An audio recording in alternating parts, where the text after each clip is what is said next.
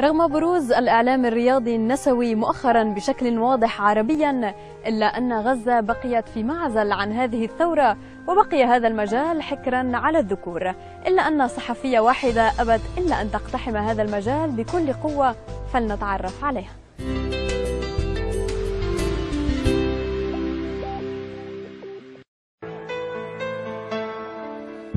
أن تكون الأنثى الوحيدة بين هذه الآلاف المؤلفة من الذكور لهو شعور صعب، أليس كذلك؟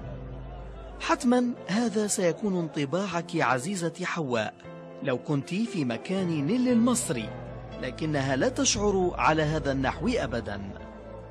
بصراحة شعور يعني بديني ثقة أكتر، بديني يعني واقع قوي إن أنا أستمر أكتر، تميز كمان إن أنا قدرت أخترق هذا المجال أو أخترق بالذات دخول الملاعب، لأنه كانت يعني معروفة حكر على الرجل بس. نيلي شابة من غزة اختارت أن تسلك طريقا مختلفا عن قريناتها من الإعلاميات، فسلكت طريق الصحافة الرياضية بمختلف ألوانها، ولعل كونها ابنة نجم كرة القدم في الستينات إسماعيل المصري مثل لها رافدا وحافزا على أن تشق هذا الطريق. بدايتي كانت أنا بالإعلام بالإذاعي، كانت مع إذاعة الحرية طبعا في قبل 11 سنة، لكن انطلقت لمواقع الرياضية الإلكترونية. وبدلا من أن يخلق الواقع الذكوري في وسطها مشكلة لها، العكس كان حاضرا في كثير من الأحيان، مما جعل يوميات نيلي في الملاعب لا تخلو من الطرافة.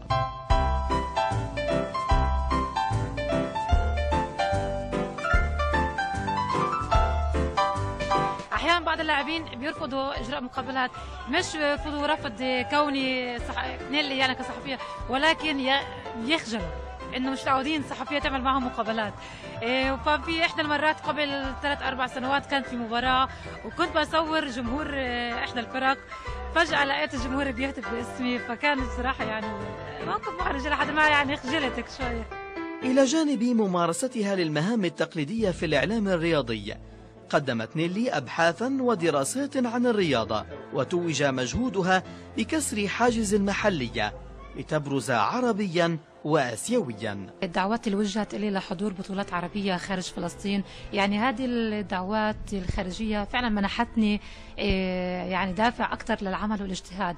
كمان مؤخرا تم تعييني في اللجنة الإعلامية لاتحاد غرب آسيا لألعاب القوى. الطموح لا يعرف الحدود، وهو وقود الحياة وانعكاس لمدى إرادة الإنسان على تحدي الواقع وتحقيق النجاح. بتمنى أني أبقى يعني مراسلة لقناة معينة تختص بالأمور الرياضية، على الأقل دائما الصورة التلفزيونية بتوصل أسرع وبتوضح القضية أكثر. اختيار الريادة والسبق ليس سهلا، فمن يشق طريقا يسلكه بعده الآخرون، يعني أن يكون قدوة وبمثابة أيقونة يشار لها بالبنان.